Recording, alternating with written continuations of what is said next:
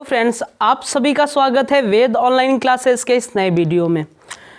दोस्तों, इस वीडियो में आप लोगों को दर्पण के बारे में बताया जाएगा कि दर्पण क्या होता है ना। और ये दर्पण का जो टॉपिक है ये समतल एवं गोलीय पृष्ठों से प्रकाश के परावर्तन का है ना, ये एक टॉपिक है। ये भौतिक विज्ञान का पहला चैप्टर है। इसके पहले वाले वीडियो में आप लोगों को प्रकाश के परावर्तन के बारे में बताया गया है। दोस्तों, यदि आप लोगों ने पिछला वीडियो नहीं देखा है तो प्लीज़ उन सभी वीडियो को आप लोग देख लीजिए, है ना, और आपको उस वीडियो से सीखने को मिलेगा। दोस्तों, दर्पण कांच से बनाया जाता है, यानी कांच के एक भाग पर लाल ऑक्साइड या चांदी या पारा से पॉलिश कर दिया जाता है और दूसरे भाग से प्रकाश का परावर्तन होता है। तो इस तरह से प्राप्त निकाय को दर्पण कहते हैं। ठीक, जैसा कि यहाँ पे डिफिनेशन में लिखा गया है, यदि किसी कांच या चिकने पारदर्शी माध्यम तल के एक भाग पर लाल ऑक्साइड या पारा या चांदी से पॉलिश कर दिया जाए और दूसरे भाग से प्रकाश का परावर्तन हो तो इस तरह से प्राप्त निकाय को दर्पण कहते हैं। दोस्तों, आप अपने दैनिक जीवन में जिस दर्पण का उपयोग करते हो अपने आप को देखने के लिए, उस दर्पण के एक भाग पर पेंट किया रहता है और दूसरे भाग से प्रकाश का परावर्तन होता है, जिसके कारण उस दर्पण में आप अपने आप को देख पाते हो। दर्पण के आकृति के आधार पर दर्पण को दो भागों में बांटा गया है, एक गोलीय दर्पण, दूसरा समतल दर्पण। पहला गोलीय दर्पण और दूसरा समतल दर्पण। दोस्तों, जैसा कि आपको बताया गया कि दर्पण के आकृति के आधार पर इसे दो भागों में बांटा गया है। पहला गोलीय दर्पण, जिसे हम लोग स्फेरिकल मिरर भी कहते हैं, दूसरा समतल दर्पण, जिसे प्लेन मिरर भी कहते हैं। दोस्तों, गोलीय दर्पण क्या होता है? किसी कांच के खोखले गोले को काट कर बनाए गए दर्पण को गोलीय दर्पण कहते हैं। एक बार फिर से सुनिएगा दोस्तों, किसी कांच के खोखले गोले को काट कर बनाए गए दर्पण को गोलीय दर्पण कहते हैं। ठीक है, इसे चित्र से समझते हैं। गोलीय दर्पण, यह हमारा एक कांच का खोखला गोला है। ठीक है, इस कांच के खोखले गोले को हम काट लेते हैं।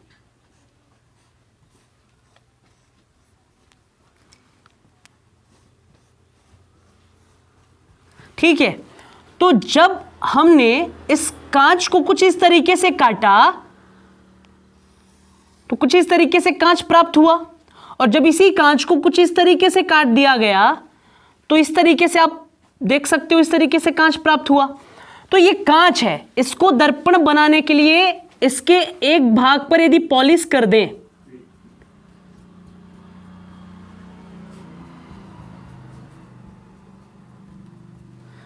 तो दूसरे भाग से प्रकाश का परावर्तन होगा। ठीक है,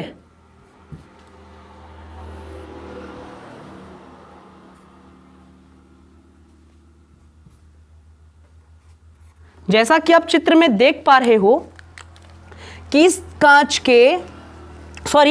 दर्पण के दबे हुए भाग पर पॉलिश किया गया है और उठे हुए भाग या उभरे हुए भाग से प्रकाश का परावर्तन हो रहा है।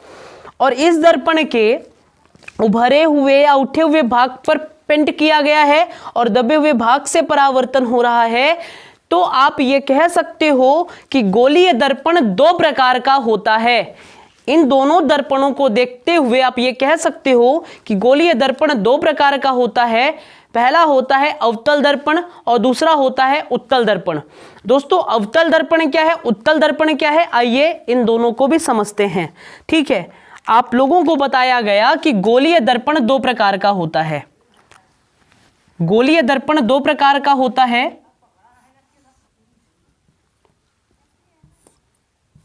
पहला होता है आपका अवतल दर्पण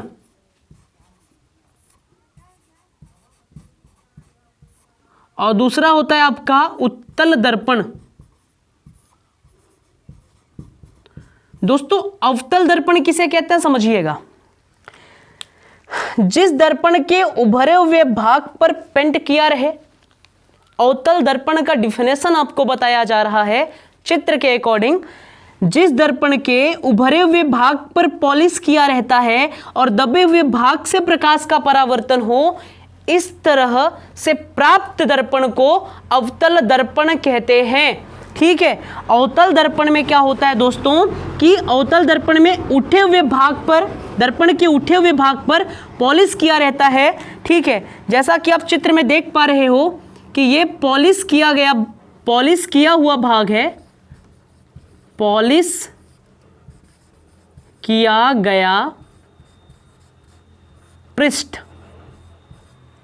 और इसके दबे हुए भाग से प्रकाश का परावर्तन हो रहा है। तो जिस भाग से प्रकाश का परावर्तन होता है उसे परावर्तक पृष्ठ बोला जाता है, उसे परावर्तक पृष्ठ बोला जाता है। क्लियर है दोस्तों। अब बात करेंगे उत्तल दर्पण की।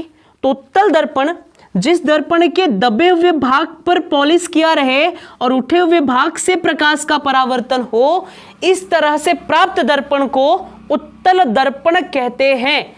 ठीक है दोस्तों, तो आप यहां पे इस तरीके से लिख सकते हो कि ये जो पॉलिश किया गया भाग है, ठीक है, ये पॉलिश किया गया पृष्ठ है, पॉलिश किया गया पृष्ठ, और इसके उभरे हुए भाग से प्रकाश का परावर्तन हो रहा है, तो इस भाग को हम लोग कहेंगे परावर्तक पृष्ठ, परावर्तक पृष्ठ। क्लियर हो गया दोस्तों। आपको गोलीय दर्पण क्या होता है उसके बारे में बता दिया गया। गोलीय दर्पण कितने प्रकार का होता है, उसका डिफिनेशन क्या होता है, चित्र के अकॉर्डिंग दोनों को बता दिया गया। दोस्तों यहां पे लिख देते हैं वरना आप कंफ्यूज रहोगे। ठीक है, ये आपका अवतल दर्पण है, अवतल दर्पण है। ठीक, और ये आपका उत्तल दर्पण है, उत्तल दर्पण। ठीक है, ये आपका अवतल दर्पण है और ये आपका उत्तल दर्पण है। दोस्तों समतल दर्पण किसे कहते हैं इसको समझते हैं। ध्यान से सुनिएगा और समझिएगा।